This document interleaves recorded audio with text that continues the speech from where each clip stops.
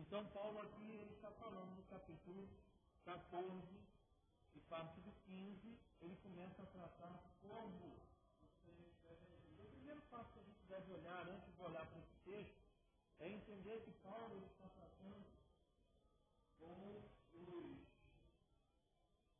com os crentes, está falando de crentes. Tá? Por quê? Porque a primeira questão que ele vai tratar aqui é da natureza da igreja. E a igreja precisa ser tratada entendida.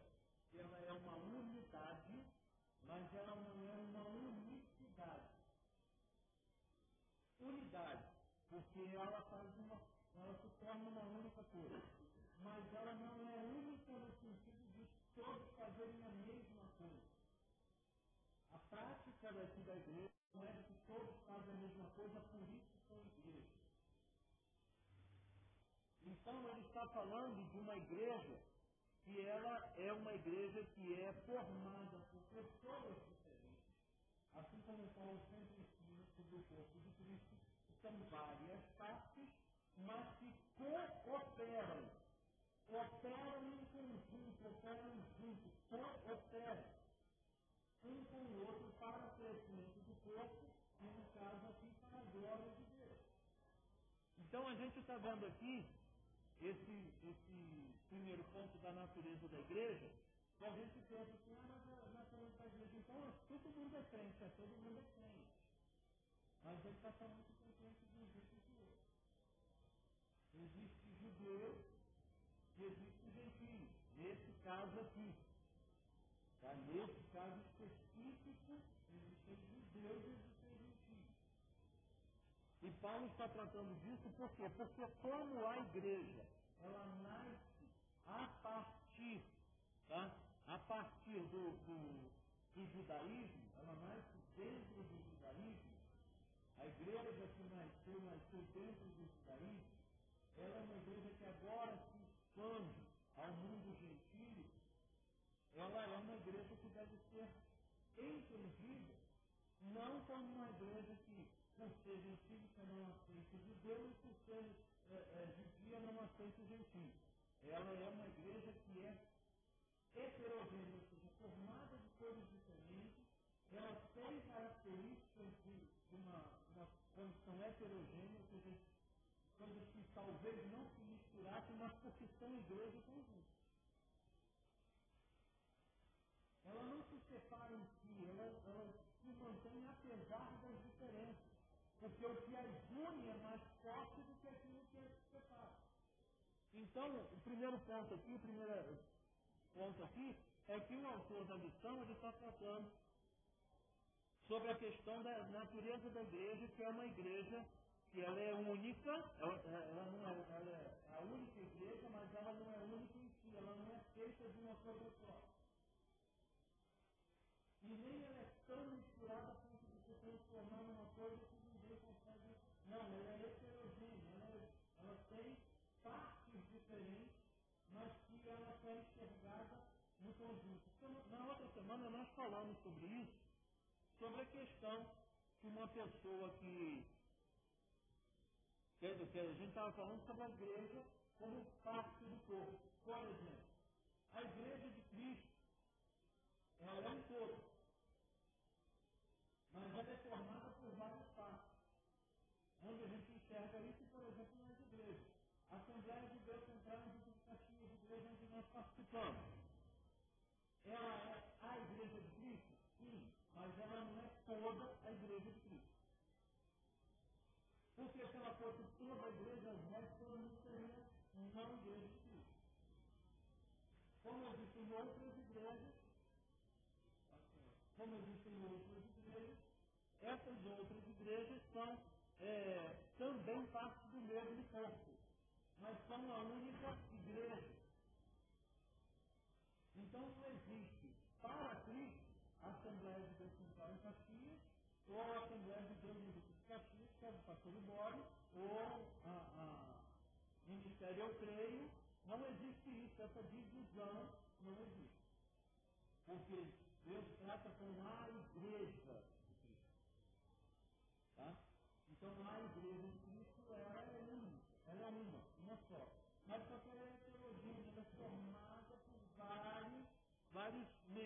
diferente, e cada membro na sua função. Tá ok?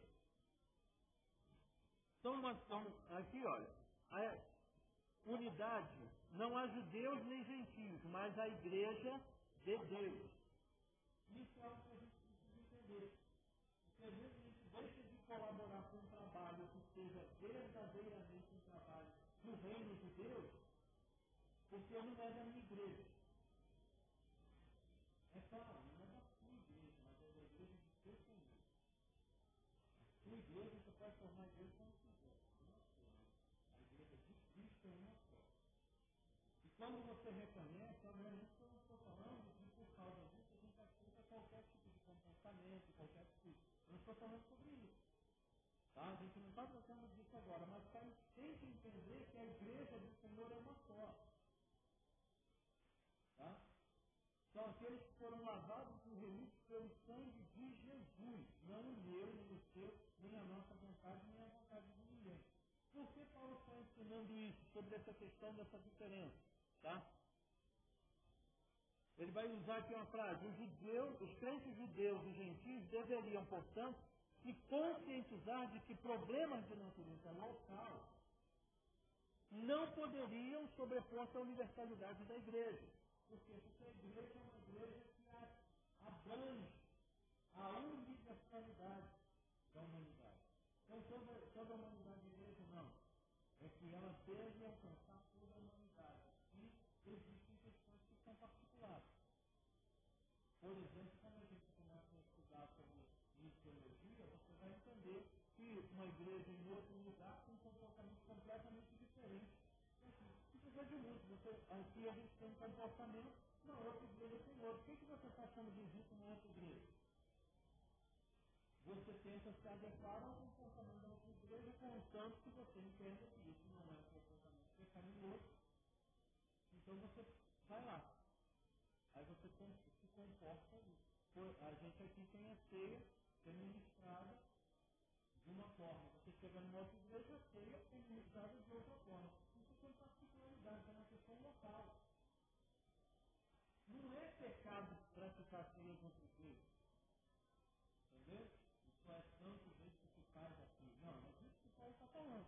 Ele está dizendo que porque a igreja é formada por pessoas diferentes, nesse caso específico ele está falando de judeus e gentios, tá? E aí quando ele fala de judeus e gentios, ele está separando aqueles que são judeus praticantes, que têm sua religião, que têm toda a sua fundamentação, seus rituais, e os gentios que vêm de práticas completamente diversas.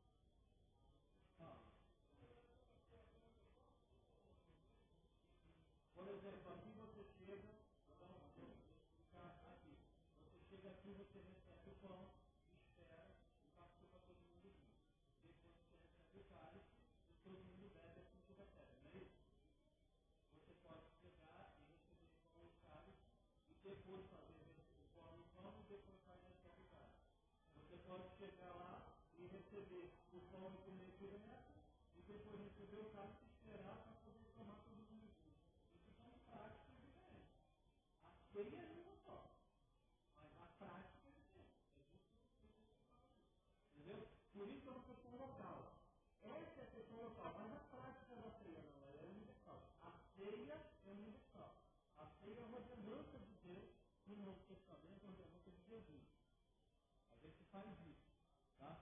E a importância disso é a comunhão dos santos, a integração, a gente se reconhecer dessa forma. Então a ceia tem várias funções. Então você precisa mais profundamente dar bastante tempo, bastante coisa para aprender. Mas na realidade o que ele está falando aqui é prático. Por exemplo, ele está falando de judeus e gentios. Os judeus, a maioria deles, continuavam frequentando sinagoga. Por quê? Porque iam lá estudar a escritura. Porque a sinagoga não era templo. A sinagoga era um local de estudo das escrituras. Era onde se aprendiam as escrituras. E se reuniam no templo para adoração e oferta de sacrifício. Tá? Aqui, eles estão fazendo, estão na sinagoga se reúnem para aprender. E os judeus continuavam indo nas sinagogas. Para quê? Para aprender sobre. Amém? Então continua aqui. A liberdade deveria ser respeitada, isto é, regulada pela lei do amor. Significa dizer que a gente está tratando de pessoas diferentes, com hábitos diferentes, mas não necessariamente hábitos pecaminosos. A gente está falando de hábitos diferentes, mas que não trazem ofensa alguma ao Evangelho. Tá? Não trazem ofensa alguma ao Evangelho. Por que a gente tem que falar isso? Porque agora Paulo vai, a partir do que a gente está falando aqui, o autor no escrito de Paulo, ele vai falar sobre os fracos na fé. Quem seriam os fracos na fé? Se você quiser a lição, os fracos na fé são, eram principalmente cristãos judeus que se abstinham de certos tipos de alimentos e observavam determinados dias em razão da sua contínua lealdade à lei de Moisés. Tá? Então eles tinham essa prática, e aí o que acontecia? Eles começavam a dizer assim, não, a pessoa está em pecado porque ela não pode deixar de fazer isso, ela tem que fazer, tem que guardar o sábado, ela não pode comer a carne digna, e aí ela não pode fazer isso, não pode fazer aquilo. Então ela se abstinha. Tá? Fracos na fé seriam eles. Muitos judeus que haviam se convertido não conseguiam se libertar totalmente dos preceitos do judaísmo. Além de observar determinados rituais relacionados ao culto, eles queriam que os gentios fizessem o mesmo. Paulo teve que resolver problemas semelhantes na igreja de Corinto. Na igreja de Corinto, Galácia e Colossos. Esses cristãos, podemos chamá-los de imaturos, não conseguiram entender por completo a natureza da nova aliança em Cristo Jesus. Eram crentes nascidos de novo, mas não haviam conseguido se libertar do legalismo. Perceba o seguinte, o autor está tratando de algo muito importante aqui. Não é uma questão do legalismo, ele está dizendo que eles são imaturos. O termo usado por Paulo é de enfermos na fé. São pessoas que não creem, são pessoas que creem, são servos de Deus, são salvos pelo Senhor.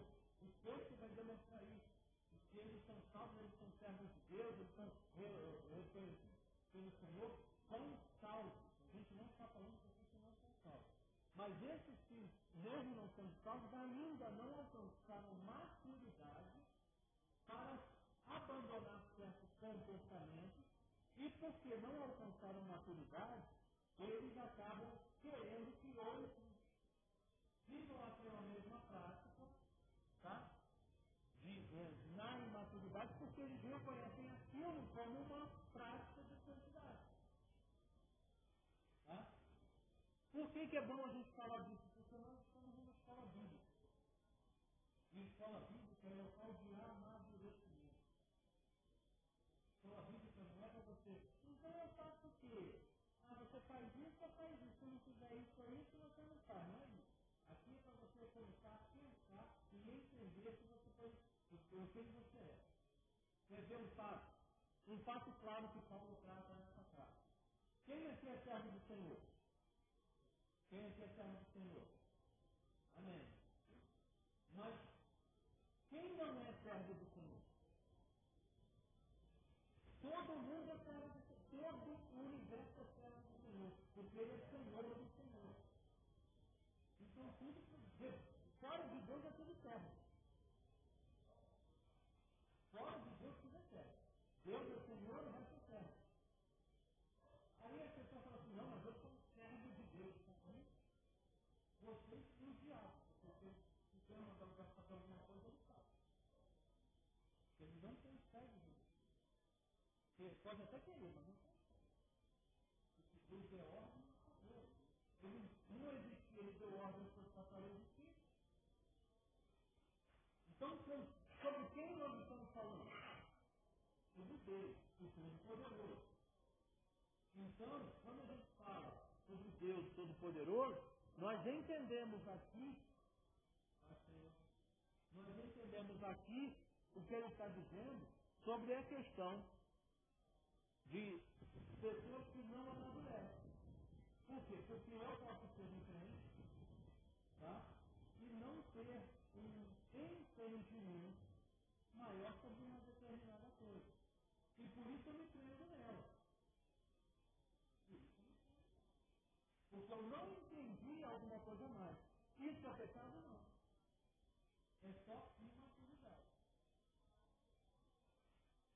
Agora, existem comportamentos que são pecaminosos. A gente não está falando disso.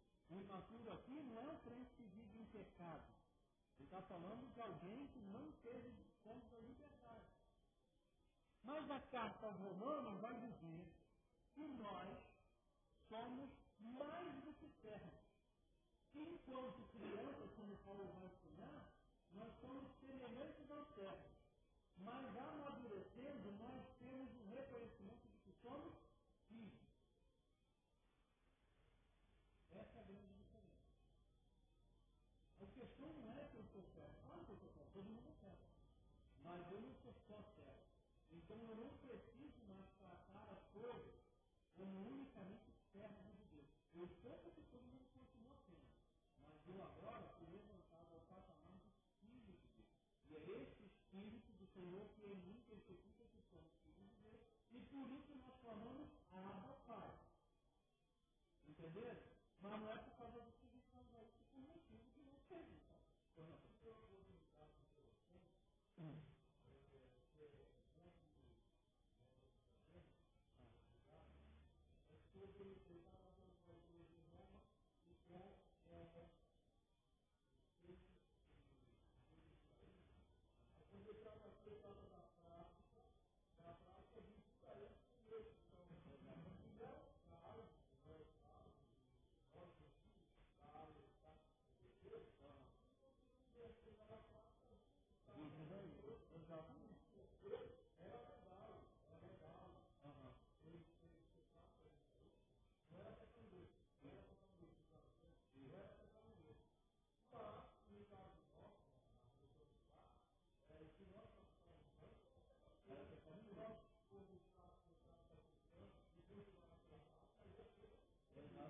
Exatamente isso. É essa a maturidade, cara.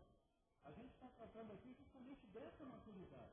E você entender que você abandonou as práticas de pecado. Mas, por exemplo, um judeu pode ser salvo? Sim.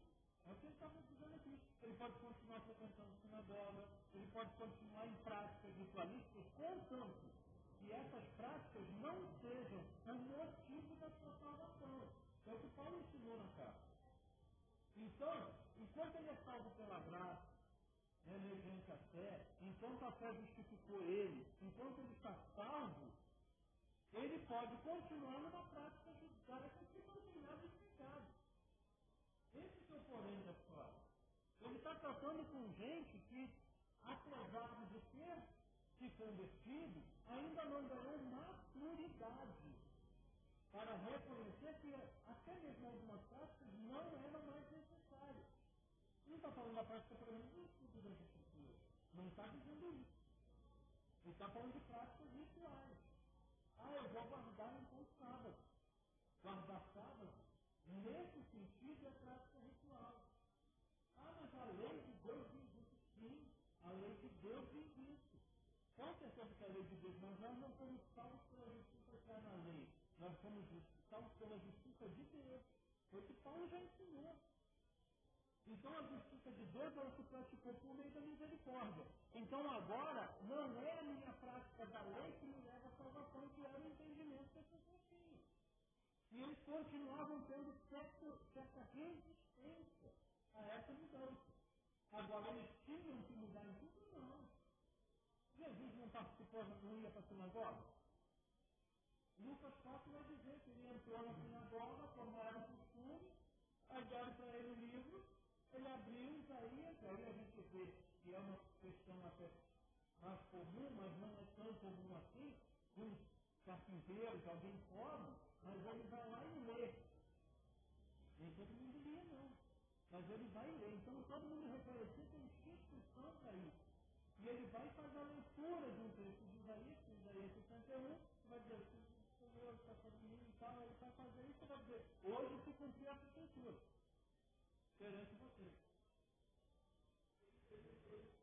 Quer dizer, ele praticava a mesma prática do judaísmo, que era o estudo da palavra de Deus, o estudo das escrituras no sábado. Tá? É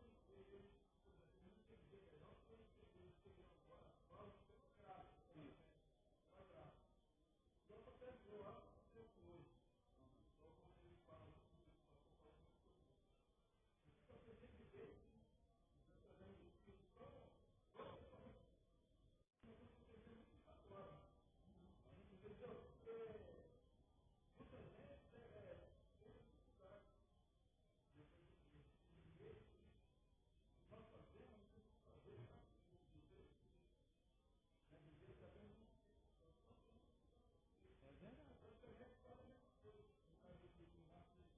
Exatamente. E na realidade a gente precisa fazer uma pergunta.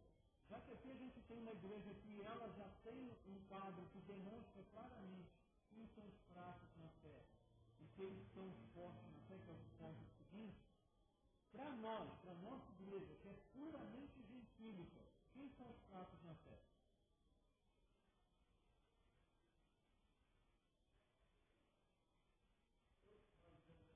Não, não. Quem são os fracos na fé na igreja hoje? Estou falando igreja em geral. Quem são os fracos na fé? Eu, você é fraco na fé. Sabe por que Paulo está dizendo isso? É para que a gente aprenda que a gente não alcançou ainda toda a maturidade. É para continuar caminhando. Porque eu continuo fraco na fé. Tem gente que é melhor do que eu na fé, como você. Então eu preciso continuar caminhando. O meu caso não é determinar se esse comportamento é A, B, C ou D, se ele é melhor ou pior, não é isso.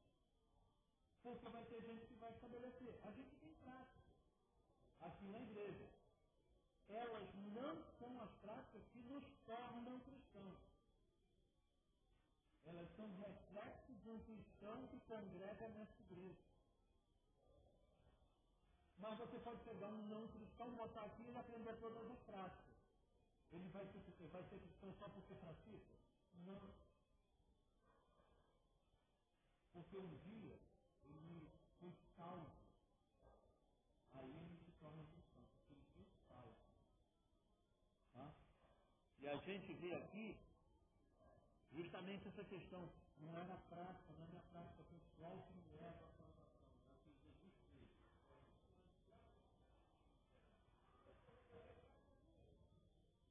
Agora, significa que eu sendo fraco, o que eu posso fazer? Eu tenho que me ver como fraco na fé por conta do seguinte. Por que eu tenho que me ver como fraco? Porque se eu tentar me ver como forte na fé, eu posso reconhecer que eu tenho mais força, ou usar o irmão Gilberto hoje que está dentro da potencial frequentar a escola bíblica agora, deve ter cobrado a ele, mas ele, por causa do trabalho, ele não vive. Aí, por exemplo, eu posso ser mais fraco e ele ser mais forte na fé que eu. E aí eu vou caminhar. Mas vamos imaginar o contrário. O que eu vou fazer? Eu sou mais forte na fé que ele. Eu vou reconhecer as questões dele e vou auxiliá-lo para que ele amadureça. O fato é, não é fazer diferença mais entre quem é e quem não é. Porque ali a gente tinha um quadro específico. Hoje, eu posso reconhecer até que eu sou mais forte na fé do que alguns. Mas eu me vejo muito mais forte na fé do que outros. E eu não estou falando de gente que está no culto ou de gente que está no banco, não. Estou falando de qualquer um. Não estamos falando de espiritualidade. Ele se fez de fraco até para poder ver se conseguia salvar alguns, no sentido de quê? De não autorizar a sua vida, não autorizar a sua vida a uma prática que excluísse o outro. É disso que ele está tratando. Porque a igreja lembra que o primeiro ponto ele fala que a igreja é única. É a unidade da fé. Então eu não posso trabalhar para divisão, eu tenho que trabalhar para unificação. Eu tenho que trabalhar para comunhão. Paulo aqui está dizendo que existem fracos na fé. Se existem fracos, qual é o meu papel? Eu posso reconhecer quem é fraco, tá? Se a gente considerar a questão de espiritualidade, como o pastor falou, vamos supor, você pode às vezes pegar alguém da vida clássica renascente que está espiritualmente hoje, estou falando de posição momentânea, muito mais forte do que qualquer um de nós aqui. Porque naquele momento ele está tão livre no Senhor, assim, tão derramado no Senhor, nessa coisa que até a prática que ele faça não interfere muito, porque a gente às vezes está preso em faz isso, faz aquilo, e acaba se prendendo por causa disso. Ou não?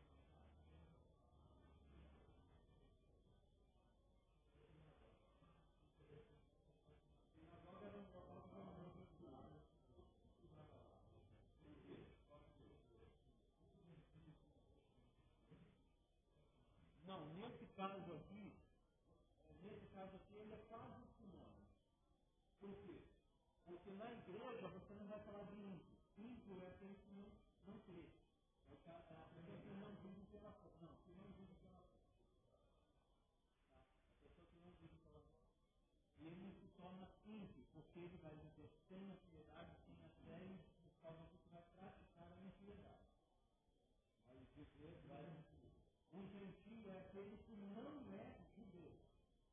Por exemplo, um romano que não é judeu, tá?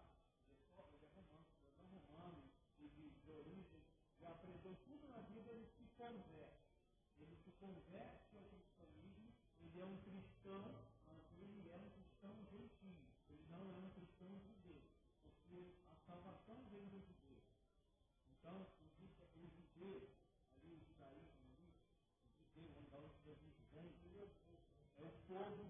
o povo judeu. Aí ele tem um povo que é chamado de judeu. E que tem uma prática religiosa conhecida como judaísmo. Tá? E você tem aqueles que não são desse povo e ambos se reúnem na mesma igreja. Você tem judeus e gentios. Todo mundo é cristão. Esses aqui da igreja, esses são convertidos. É o nosso caso. Nós somos gentios. Devemos ser judeus. Ah, mas se eu. Não, eu sou judeu, por exemplo. Você não, eu sou judeu. Então você não é gentio, mas é um judeu cristão. Não, acabou. O problema é isso. E não é maior do que o que nos separa. Tá? E a gente tem a questão dos postos na fé. E se os crentes fracos eram formados por judeus crentes, mas que viviam ainda debaixo da velha aliança, os fortes eram formados tanto por judeus como por gentios que haviam alcançado um entendimento correto das implicações da nova aliança. Esse fato é confirmado pela afirmação do apóstolo Paulo que enfileira entre os fortes na fé. Portanto, os fortes sabiam que não estavam mais debaixo da lei, mas da graça. Que lei é essa? É a lei mosaica, a lei de Moisés. Tá? Não estar mais debaixo desta lei não implica que a gente não vá praticar. A gente pratica como consequência natural, porque a gente ama a Deus sobre todas as coisas e por causa do amor de Deus em nós, a gente ama o próximo como a nós mesmos. Cumpriu toda a lei, acabou. Você vai mentir por causa disso? Não, você não mente, você não vai. Ah, você vai guardar sábado, você vai guardar o descanso em Deus. O cristão descansa em Deus. Você quer guardar o sábado, o dia de descanso, você descansa em Deus. Não adianta nada o cara dizer que não, eu guardo no sábado. Aí não faz nada no sábado, mas fica a semana toda atribulado com confiar que Deus vai fazer alguma coisa. Não respondeu nada assim que eu falar no fundo.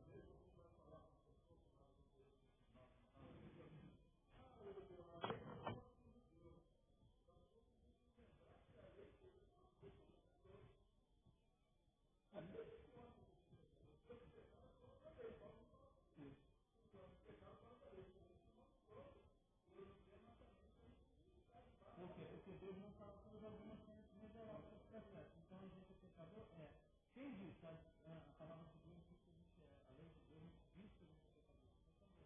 Não tem nem que discutir. Entendeu? Quem falou foi Deus.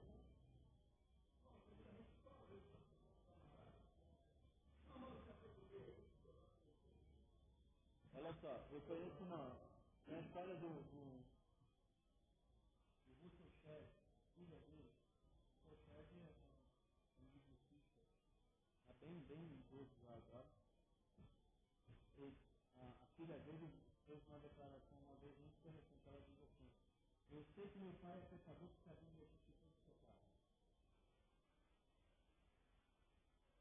O testemunho dele é diferente. Agora, ela diz assim: ele é pecador, mas porque a Bíblia diz que todos pecaram. Mas ela não conseguiu pecar. Não é que não tinha, mas ela não conseguiu pecar. Exato, aí você, a cara falou assim: não, mas a lei era para lá. Não, a lei, ela foi posta para um povo disseminar isso em toda a humanidade. O que aconteceu foi que o povo não fez. É outro assunto. Mas a gente conhece que a lei não é para os judeus. Nesse sentido, a lei dos 10 mandamentos, o decálogo dos 10 mandamentos, não são só para os judeus. Elas são para a humanidade. Porque ela não faz separação entre os judeus. Os outros estatutos, sim. Aí são estatutos específicos para a prática judaica.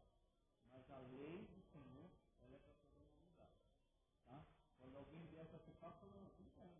Agora, deixa eu te contar duas coisas. A primeira é que a lei revela o pecado. Ela mostra que eu sou pecador. Segundo, que ela não foi só para os judeus, ela foi para a humanidade. Porque você vai ver os 10 mandamentos, ela nunca diz assim, o judeu isso ou o judeu aquilo.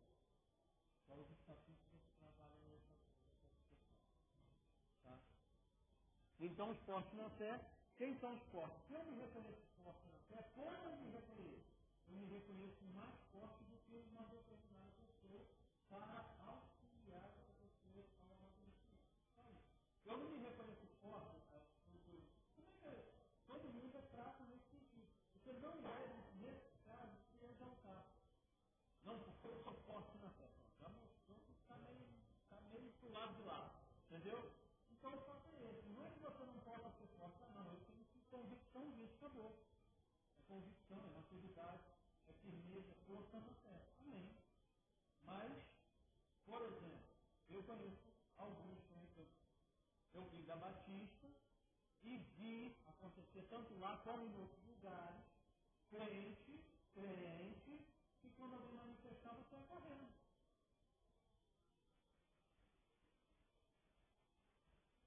Uma vez estava acontecendo na minha igreja, o camarada entrou, participou do curso, estava lá meio assim, estava tudo. Aí quando o povo saiu, ele foi em cima do pastor que estava pregando, e o meu pastor na época também estava lá no curso, né? Estava falando com ele, cara, quando o cara foi manifestar, ele estava só na porta, eu fui em cima do cara também. Enquanto eu estava indo, o objetivo era não esbarrar para a pessoa lá. Eu estava vazando, correndo, porque eu estava manifestado. Eu quero saber da manifestação. O cara tem que ser liberto. Não é problema meu, não. Aí, tem, poxa, não, você, aí acha que eu sou maduro. Nesse sentido, eu sou mais maduro radicalmente. É nesse sentido. Agora, não quer dizer que você não enfrente lutas que você não conhece, que você não. Tá? Então, eu sou forte na fé em alguns pontos e fraco na fé em outros. Eu preciso olhar para aquilo que eu sou fraco e tentar amadurecer. E aquilo que eu sou forte, me manter ou crescer ainda mais. Como disse nosso pastor esse dia, 95, 9,5, né? Está 9,5, sempre 9,5. Por quê? Porque você tem que melhorar um pouquinho. Isso vai caminhar. O segundo ponto aqui, a igreja tolerante, ela trabalha com 3 leis. Tá? A primeira lei é a lei da liberdade. Tá? A lei da liberdade. Um tema que Paulo trata com bastante ênfase na Epístola aos Romanos é o da liberdade em Cristo. Perceba o seguinte, é a liberdade em Cristo. Tá? A gente não está falando de liberdade fazer. Não, é liberdade que eu tenho em Cristo. Tá? Em Romanos 7, 24, 25, o apóstolo tinha consciência da incapacidade do homem do bem se autolibertar. Esse fato, muita gente peca nele. Por quê? Você é salvo. Amém.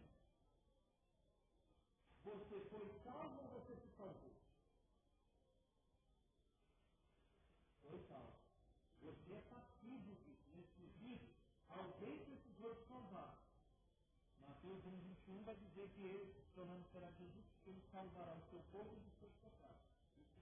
Nós precisamos ser salvos. Mas tem gente que tem a arrogância de dizer assim, não, porque eu aceitei Jesus. E eu aceitei. Não, eu aceitei Jesus. Mas não foi algo que eu fiz, porque quando eu tivesse que vocês pensarem, nossa, vai fazer isso comigo. Não, eu não postei pela minha força. Então, Paulo já está ensinando aqui que a gente não tem capacidade de se auto-libertar. Eu não posso fazer isso por mim, mas eu consigo fazer trabalhando operando com Cristo. Também não é um fato sofativo. Quando eu estou aqui, Jesus é que vai me libertando, vai fazendo, vai tratando, e eu não tomo atitude nenhuma. Porque é um erro também. A gente vê algumas igrejas tratando, não, as pessoas que são sérias não vão tratar dessa forma. Mas tem muita gente por aí que fala assim, salvação, Jesus que deu, então agora a gente vai e vive a liberdade e toma a liberdade para ser libertinagem. A liberdade que eu tenho não é para eu ter uma vida libertina.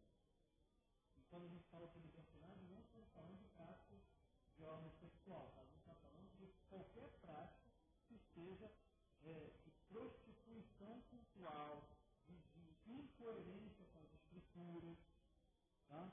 Incoerência com a escritura, por exemplo, não é eu chegar e dizer assim, então a gente tem que passar a vestir uma roupa assim, porque lá no Antigo Testamento não. O que essa roupa assim do Antigo Testamento representava? Eu preciso compreender as escrituras para poder entender por que determinadas coisas aconteciam. Costume. Não só costume, mas, por exemplo, por que então Deus vai usar as túnicas na roupa sacerdotal? Ah, não, hoje então a gente está como sacerdote, a igreja sacerdotal, a gente tem que voltar, não. Ele vai usar parte do seu costume, do que o homem conhece, e aplica naquilo questões que vão representar o seu primeiro, obediência. Primeiro ponto é a obediência.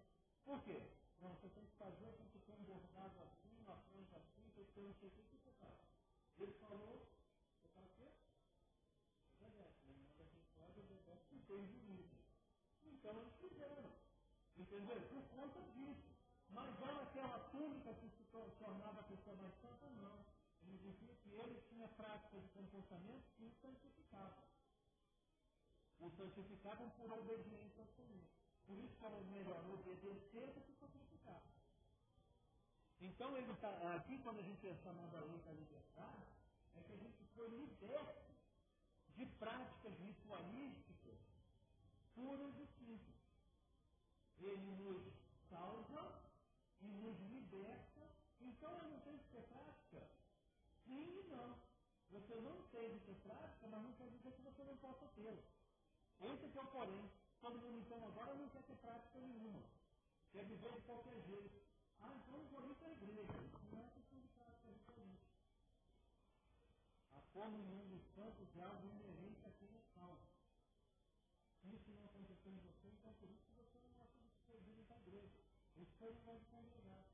Por isso que você não gosta de comungar. Porque você tem uma dificuldade com isso que você precisa de libertação. Talvez até de salvação. Porque você pode estar numa questão de amadurecimento, sim, mas você tem que ter essa prática. Ela te liberta desses conceitos errados. Assim como a gente está falando aqui dos crentes fortes, que foram aqueles judeus que entenderam que não tinham mais a necessidade da prática ritual. Paulo fazia o que quando chegava na cidade? Ia lá, entrava na sinagoga, ensinava, tal, não sei o quê, e participava dos cultos nisso. Então não, mas quando ele vai falar de Timóteo, ele vai circuncidar Timóteo. Por que ele circuncida Timóteo? Porque Timóteo tinha um pai que era gentio, a igreja, mas a mãe era judia. Para ele entrar em reconhecidamente, ser um reconhecido, para entrar na sinagoga, entrar no templo e participar daquele momento, ele precisaria ser circuncidado. Então ele circuncida. Por quê? Porque a circuncisão para ele não é nada. A circuncisão da carne. Vamos lá. Se você tem que ser circuncidado hoje, para de repente você ter acesso em fazer a obra de Deus, o que você tem que fazer?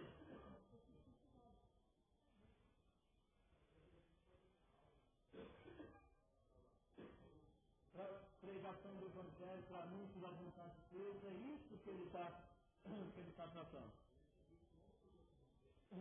Exatamente. Então ele tinha liberdade.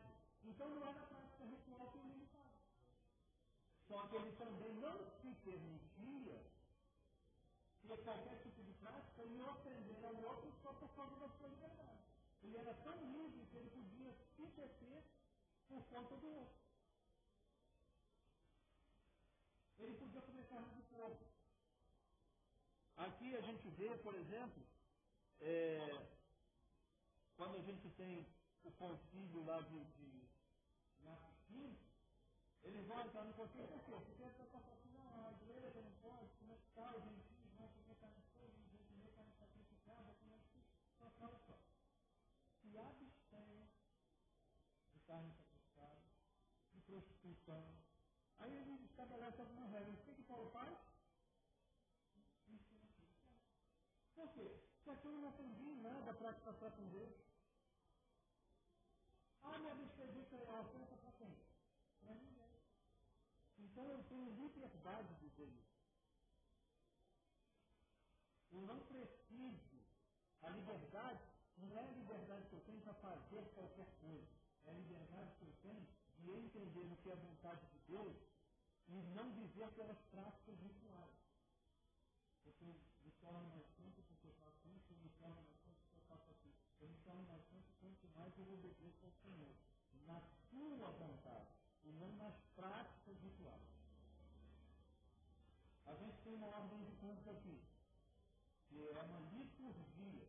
Liturgia é pecado? Não. Mas às vezes a gente briga com a liturgia dos outros dizendo que é pecado. Não é a prática dele? É. O problema é dele. Não é minha. Não é minha prática. Mas é uma prática litúrgica, ou seja, a forma como se desenvolve o culto. É mais pecado lá, menos aqui? Não é isso. Não tem nada. Eu sou livre disso. Mas se eu estou em um conjunto, qual é a necessidade de participar dele? Eu estou livre para participar. Eu não estou livre para não participar, eu estou livre para participar. Eu estou livre até para dizer não ao pecado. Antes eu não era. É a lei da liberdade. Hoje o pecado vem, você reconhece o pecado e fala assim, não. Antes o pecado vinha, você não reconhece o pecado de cabeça mesmo. Não é? Você foi chamado a lei da liberdade. Só que existe uma segunda lei, que é a lei do amor. Tá? A lei do amor. A lei do amor aqui, versículo 15 do capítulo 14, mas por causa da comida se contrista teu irmão, já não andas conforme o amor. Não destruas por causa da tua comida aquele por quem Cristo morreu. O que é a lei do amor? A lei do amor é aquela que se refere ao outro, e não às práticas. Ao outro, no sentido ao próximo, aquele que eu amo. Essa é a lei do amor. Ela não se refere às minhas práticas. Ela se refere ao meu relacionamento com o outro. Tá? Essa é a lei do amor. Tá? Então ele vai dizer aqui, olha, se alguém se contrista por causa de uma prática, o que eu faço? Eu me abstenho dela. Ah, ele come, eu só come legumes, legal. E fizeram, por exemplo, algumas falas dos professores, que foi a questão você vai ser convidado por uma. Você é convidado por uma família de adventistas que são adventistas mesmo ferroxo. E o adventista ferroxo, ele é o adventista ferroxo, ele é vegano. Não é vegetariano, não. Ele é vegano. Ele não come nada de origem animal. Não é pecado. Tá? A gente tem inteligência para falar assim, não, a gente prefere que seja uma questão mais natural,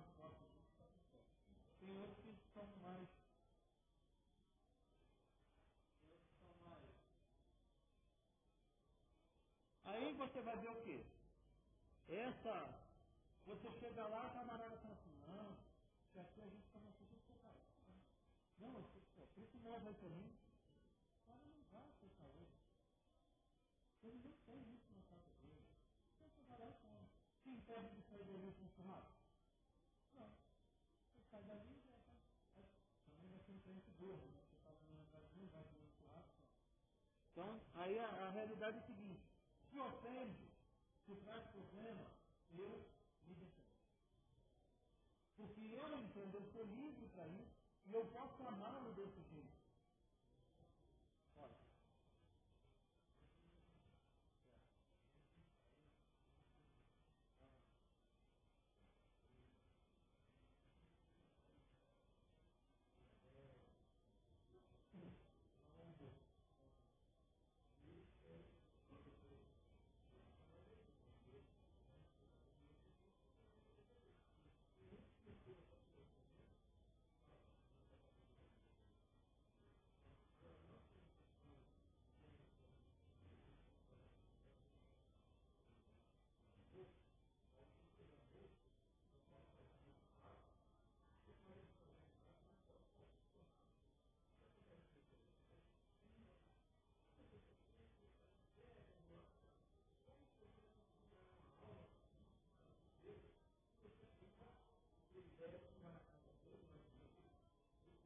exato.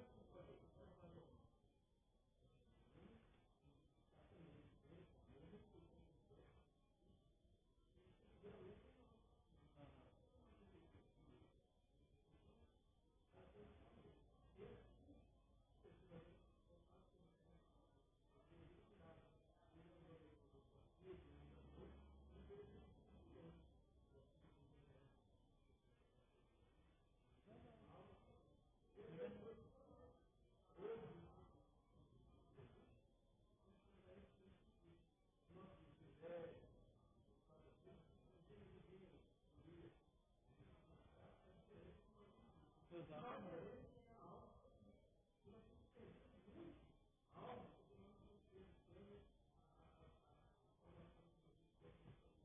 Não, na realidade, o que a gente tem aqui, a lei do amor, ela vai ser maior do que a questão da igreja. Porque quando a gente fala que nós somos humanos, a gente está levando justamente para essa questão da prática externa também. Por exemplo, tá?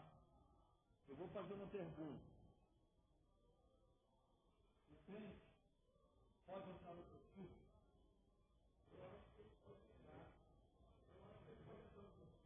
Pode ou não pode? Olha, ele pode entrar no perfil. Olha, o que a gente faz quando ele tem que entrar no perfil?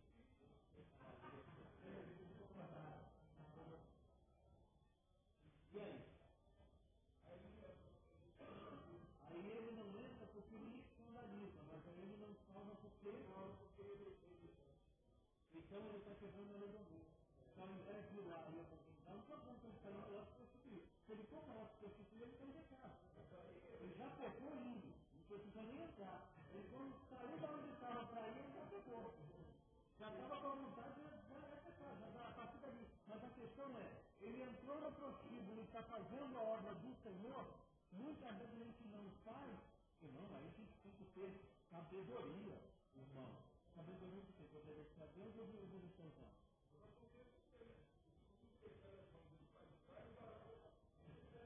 Sabe por que eu estou falando isso? Porque eu estava ouvindo essa semana um pastor falando que ele faz um trabalho na área social, recolhe social, tá? E aí ele foi no prostíbulo. Aí chegou lá no prostíbulo e foi evangelizado. É mesmo, a pessoa foi assim, até a dona lá do lugar se tornou até amiga dele, porque ele convive com o pessoal, trata, só que ele vai lá, tal. Aí uma vez ele parou para conversar com uma pessoa, uma das meninas, e a menina falou que era desviada e foi cantar para ele. Aí eu falei, pensa nisso, cara. Peraí, vou trazer um cara que eu conheço, que é de uma gravadora, tem um estúdio, tem um estúdio, vou trazer ele aqui, porque eu não conheço nada de música, mas para mim isso conta muito. De repente, levou o cara. Falou assim, vamos ali comigo? Eu pegou o cara, vamos ali comigo? Cara, vamos lá, pastor, vamos lá, não sei o quê, então vamos lá. Quando ele está chegando aí, peraí, pastor, onde é que a gente está? Vamos aqui. Não, que outro pastor? Não, não é problema, não, beleza, então não, fala que está comigo, não tem problema não, fala que está comigo para liberar para ele preciso. Aí ele foi, entrou com o cara todo assim, a dona do lugar ofereceu café, sabia que ele estava ali. Aí pediu para chamar a pessoa. Aí chamou a pessoa lá, a menina estava trabalhando, né? Ela veio, se arrumou, veio, quando veio se arrumar, falou assim, não, canta aí pra ele. Não, canta aí pra ele. Faz isso. Ela começou a cantar. Quando ela começou a cantar, num dos quartos, uma garota saiu, chegou dois palavrões, falou, você tá cantando, cara? O cara se parou. Então, provavelmente, ela estava cantando no momento. E aí, o cara falou assim, não, você canta muito. A possibilidade de tirar a mulher de uma vida dessa que estava ali, mais por conta da renda, é que ela pudesse ter uma vida que fosse digna. Agora, se eu não posso fazer isso, que amor que eu estou tendo? Por quem? Ah, não, porque eu não posso entrar no perfil, porque se eu entrar no perfil, o pessoal vai ver, vai se escandalizar, vai se escandalizando, porque não me vê fazendo isso cotidianamente, dizendo que eu sou crente, independente de onde eu posso. A minha crença é aparente, a minha fé é aparente.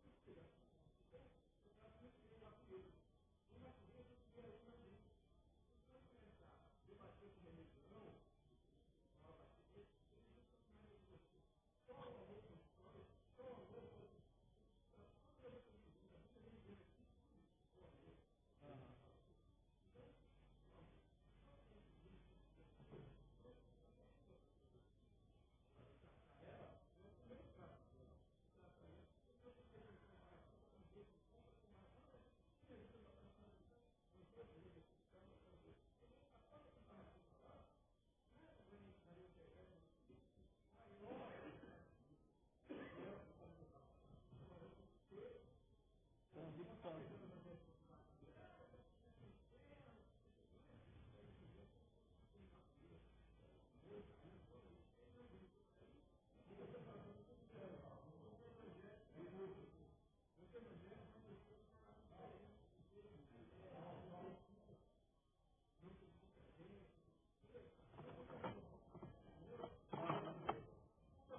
Não,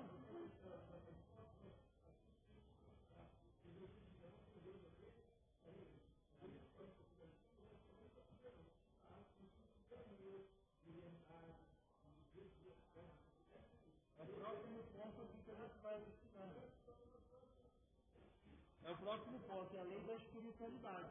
A minha espiritualidade, ela não está pautada nas minhas práticas rituais. Tá? Ó, Paulo passa a mostrar, então, o modelo de espiritualidade que deve conduzir tanto os crentes fortes como os fracos. O crente deve possuir convicção bem definida no exercício da sua fé. Presta atenção, convicção no exercício da fé, não da prática religiosa. A gente confunde exercício da fé com prática religiosa. Exercício da fé é uma coisa e prática religiosa é outra. A minha prática religiosa, eu venho para a igreja, nos horários de culto, eu faço aquilo que eu tenho aqui, que eu entendo isso como uma forma de adoração. Todo culto aqui, todo domingo, quando a gente abre aqui, eu oro, agradeço e coloco diante do Senhor, que isso seja apresentado a Deus como uma forma de adoração. Porque eu vim para cá aprender a palavra, reconhecer que vem dele e adorá-lo. Tá? Então, para mim é assim. Então, eu tento expor dessa forma. A minha prática religiosa é essa. A minha prática religiosa. Mas a minha espiritualidade não está para mim. Isso é reflexo da minha espiritualidade. Porque eu posso ser crente da mesma forma, com um uniforme trabalhando, de bermuda andando na rua, na praia, em qualquer lugar. A minha espiritualidade, ela não me ofende ou não traz problema para mim. Eu estou debaixo da lei de Cristo. Foi Ele quem me libertou. Se Ele me libertou da liberdade da pessoa chamar, da pessoa liberta. Então, eu afirmo a minha espiritualidade, ela não é limitadora. Muita gente acha que o espiritual é ser limitado. Não, porque aí eu tenho que fazer isso, eu tenho que fazer aquilo. Esse tenho que fazer, ele às vezes ele só se referencia ao que eu penso, não ao que a Escritura diz. Tá? Não é o que Jesus está falando comigo, é o que eu penso. O que eu penso é a minha religiosidade. Agora, o que a Escritura diz é o que fundamenta a minha espiritualidade. Tá? Então são essas três leis, da liberdade, do amor e da espiritualidade. O próximo ponto é que ele diz que a igreja é uma igreja acolhedora, que a gente vai tratar um pouquinho mais, que é o exemplo dos cristãos maduros. Como então deveriam agir os crentes fortes em relação aos fracos? Ele está usando aqui o forte com o fraco como os dois sendo crentes, tá? Paulo respondeu, nós que somos fortes devemos suportar as fraquezas dos fracos e nos agradar, e não agradar a nós mesmos. Portanto, cada um de nós agrade ao seu próximo no que é bom para a edificação. Olha o texto que é usado aqui. O interessante aqui é o seguinte, já que eu me vejo como forte, eu devo suportar. Nesse poder está falando de suportar, eu preciso aguentar a pressão menos. Eu preciso aguentar aquilo. Aquilo é ruim, você sabe que não.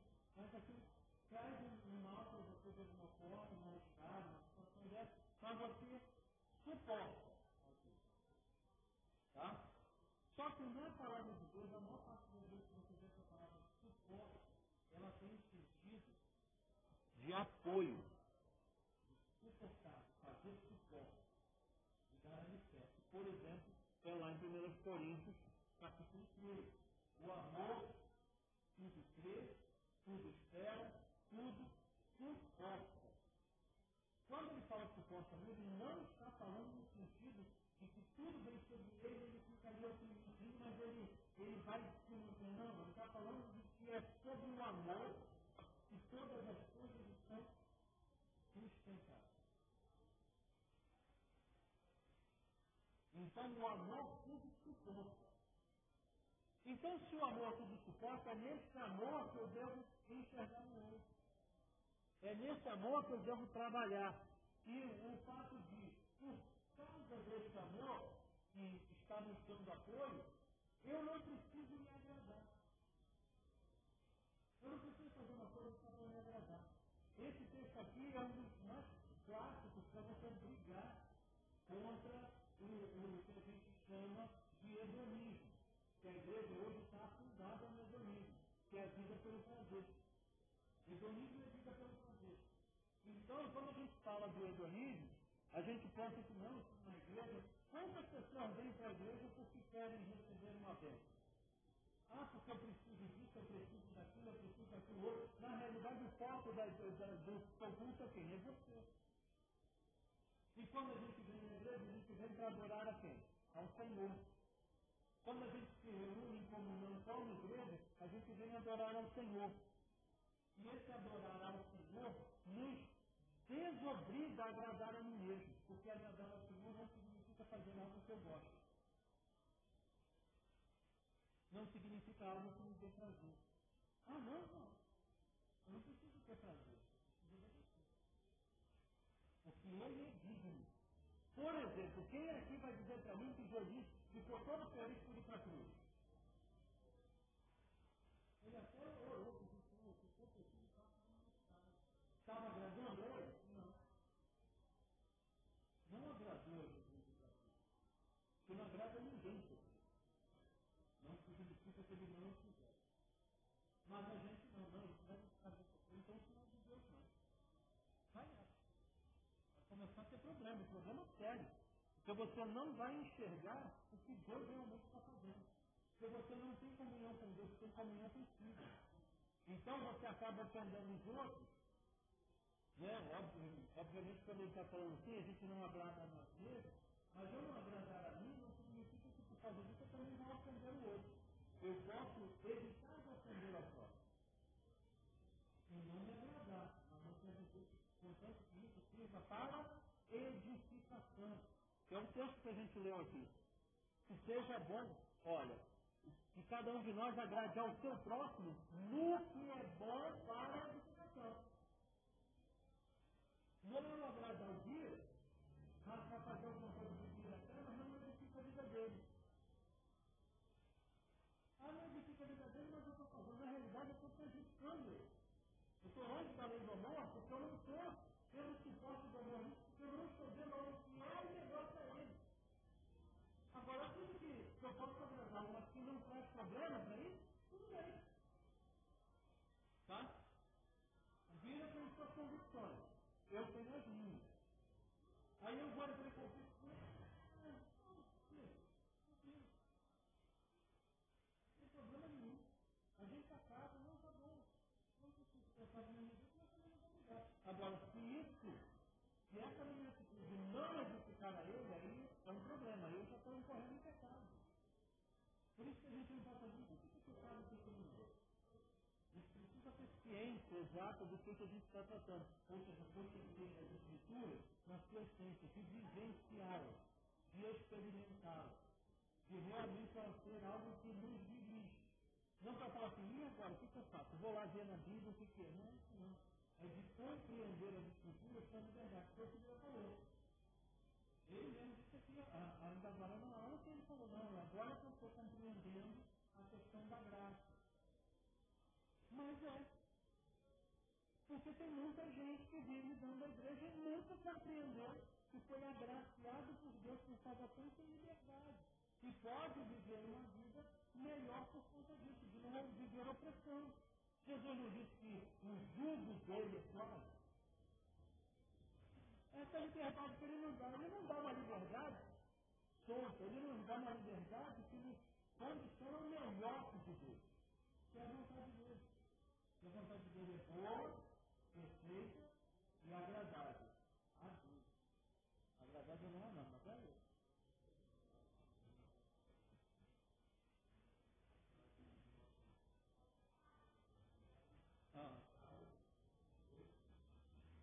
Irmão, olha só, talvez a gente tenha tomado essa liberdade para fazer algo errado. Por quê? Porque hoje a gente vive um tempo em que a gente não, muitos de nós não tem a convicção e a responsabilidade do que é a liberdade de Deus. Mas essa feita o pastor, dizendo o seguinte, perguntaram para ele assim, pastor, você disse que a igreja lá, ela foi muito perseguida, né? E assim, ela era muito fiel e era muito perseguida, então se nós formos perseguidos, nós seremos mais fiéis. Ele falou, não, se nós formos mais fiéis, nós seremos mais perseguidos. E talvez a gente não esteja sendo tão fiel quanto deveria, porque a gente não é tão perseguido. Um dos sinais da fidelidade, a Bíblia diz que aquele que quiser viver piedosamente ou pela fé, padecerá perseguições. Ele não talvez, não, ele padecerá perseguições. E a gente não tem isso. E isso porque a gente não está sendo tão fiel assim. Estamos sendo fracos. Entendeu? Tá?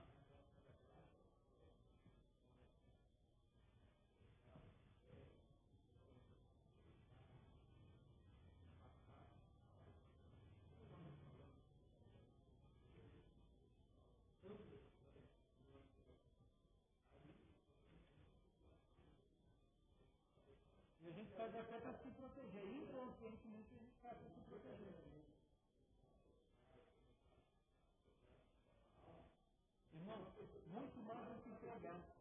Se a gente começar a viver mais o Evangelho, mais do que pregar, mais do que ter um discurso, mas por a nossa vida pelo Evangelho, se nós formos verdadeiramente cartas vivas, com certeza a gente vai ter muito percebido. Então, se o irmão acaba por orar da porta, vai ver que não se já percebeu. Vamos lá. Exemplo de Cristo.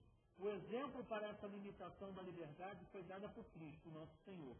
O argumento de Paulo é que se o próprio Salvador não agradou a si mesmo, então por que os crentes que se consideravam mais espirituais não poderiam agir da mesma forma? Em Cristo, Deus mostrou tolerância para com os pecadores.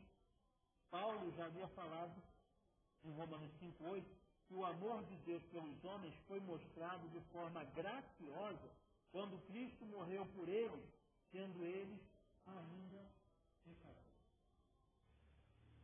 Eu lhe pergunto, você morreria por alguém que não vai ser salvo enquanto você está vivo?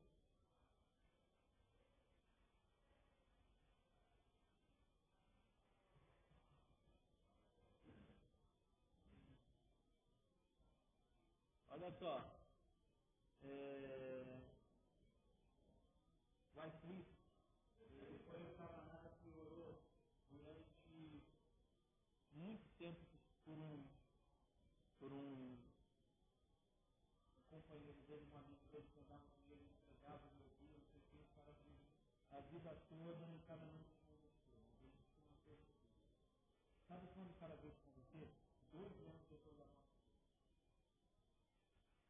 E aí? Ah, mas ele não deixou de ser quem era, não deixou de pregar o Evangelho, não deixou de dizer o Evangelho, não deixou de fazer nada disso. Porque a vida dele, o sentido da vida dele não era essa existência. Era o todo, era a eternidade. Então ele levou o cara, agora a decisão do cara, ele também respeitou, nesse sentido de deixar ele tomar a decisão. O cara tomou a decisão.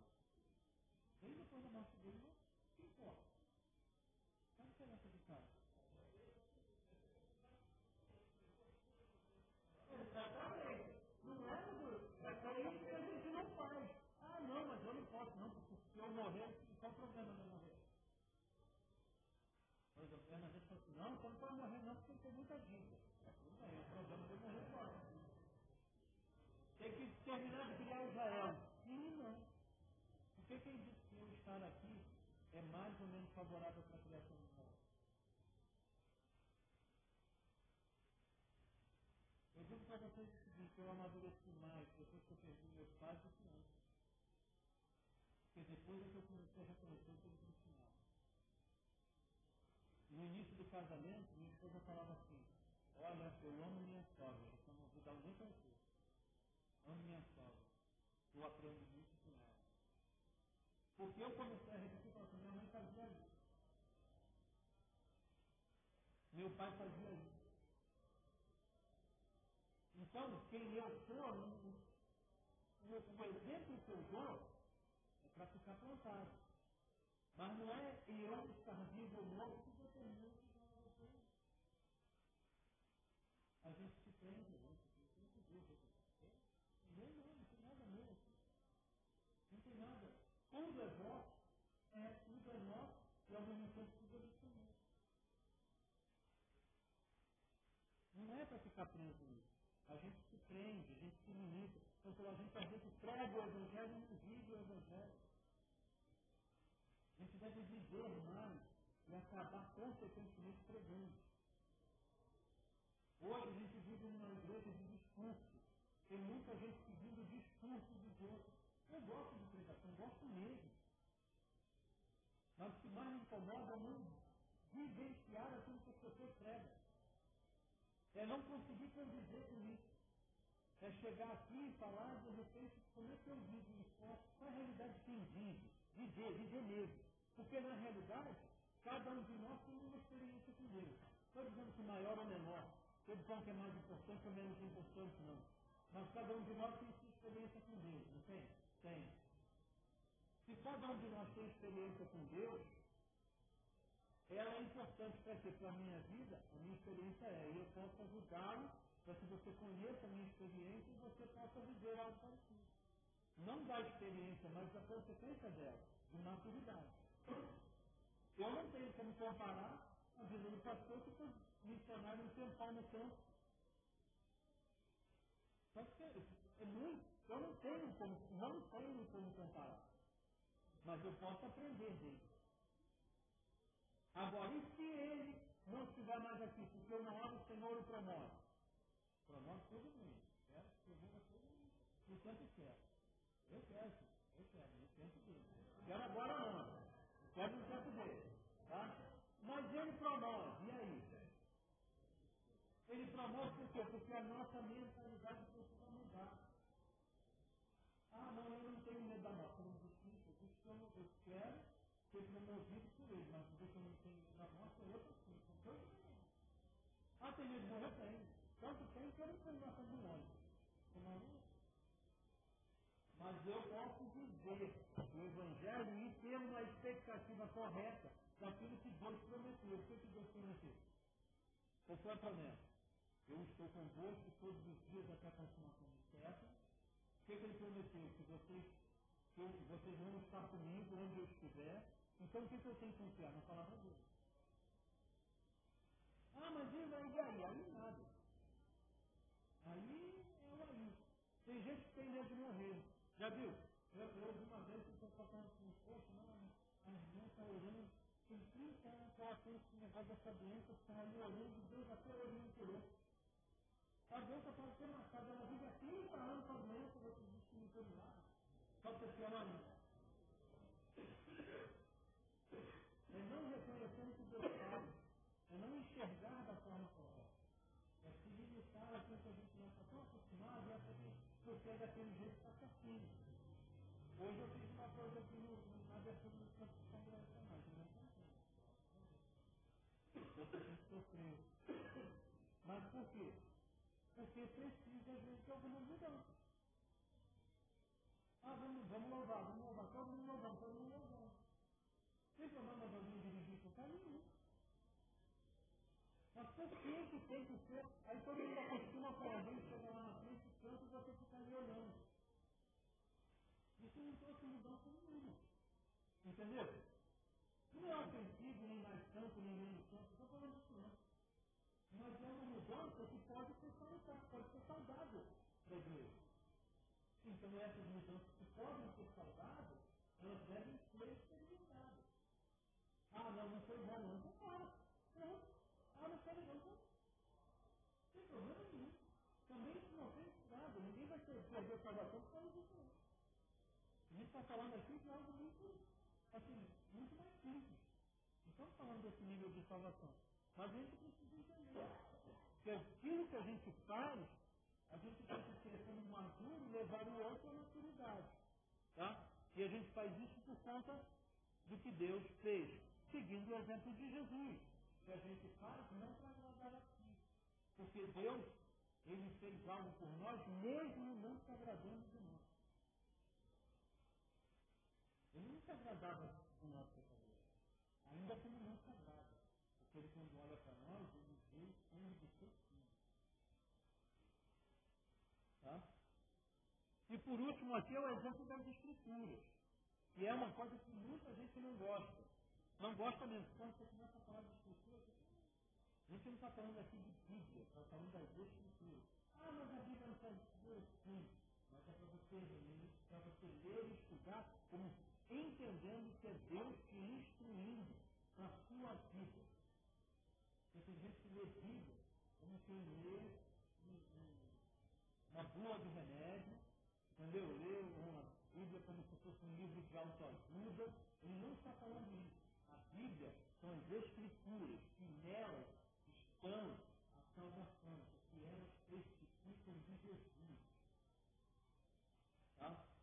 Vocês buscam pegar a salvação de João 5,39. Então elas mesmas testificam de mim, diz o Senhor.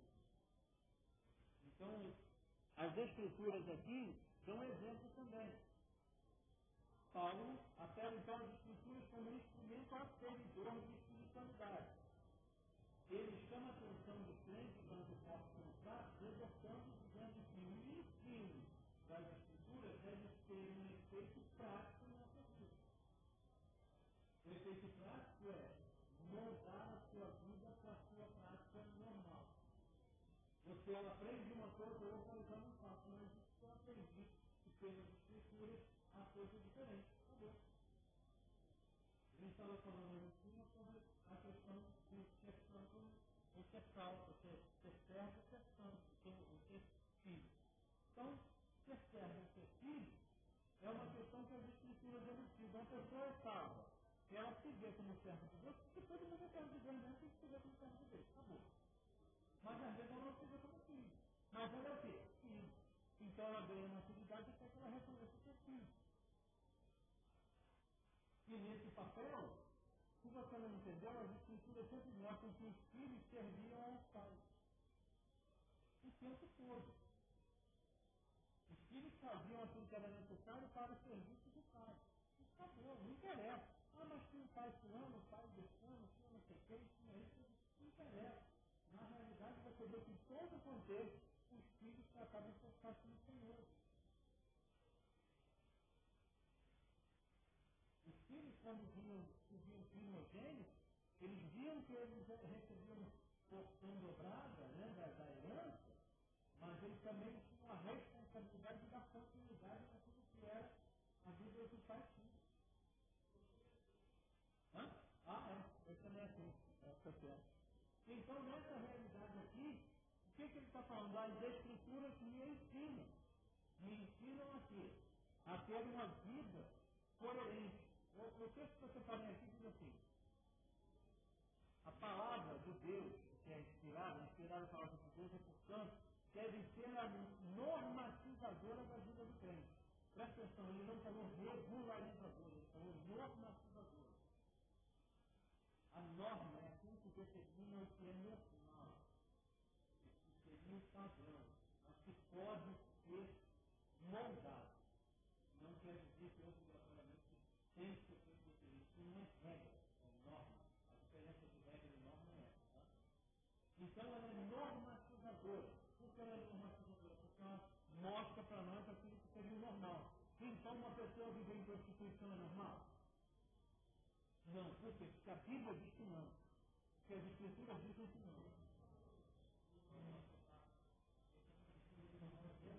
Aí ela tem uma coisa, não vou não sozinha, volta com você.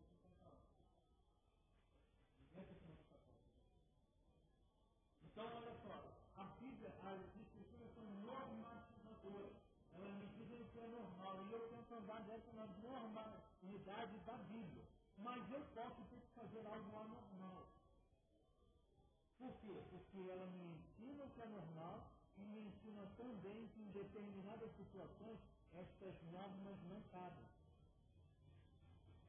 Um exemplo disso que eu dei aqui, eu vou passar de novo, é o seguinte: Arão, quando serve seus dois filhos, ele é o primeiro sumo sacerdote, e seus dois filhos Nadab e Abiú seriam, Nadab seria o próximo sumo sacerdote, porque ele era o primogênito, eles entram e queimam incenso com fogo estranho. Aí Deus vai lá e consome eles comendo fogo. Acabou. Mata os dois. No dia seguinte, apesar daquele fato, Arão precisava oferecer sacrifício. Ele pega e oferece sacrifício. E todo sacrifício, toda oferta, cordeiro era oferecido e parte dele era tomado e os sacerdotes tinham a obrigação de participar dele. Arão não participou. E Deus aceita. Por que Deus aceita? Porque assim, ele fala com o Senhor e ele não acusa o Senhor de ter matado o filho. Ele não reclama com Deus de ter feito o filho. Ele diz para o Senhor: minha alma está amargurada por causa da morte de Deus.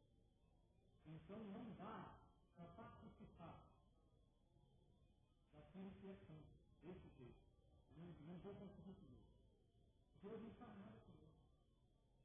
Porque ele sabia aquilo que era a norma, ele tinha que cumprir, ele cumpriu, e aquilo que tinha flexibilidade da norma, ele também libertou. Ele libertou por causa das pessoas que a gente misericórdia de Deus. Por isso a gente vive até hoje sempre vivendo para trás. sermos criados é graça de Deus.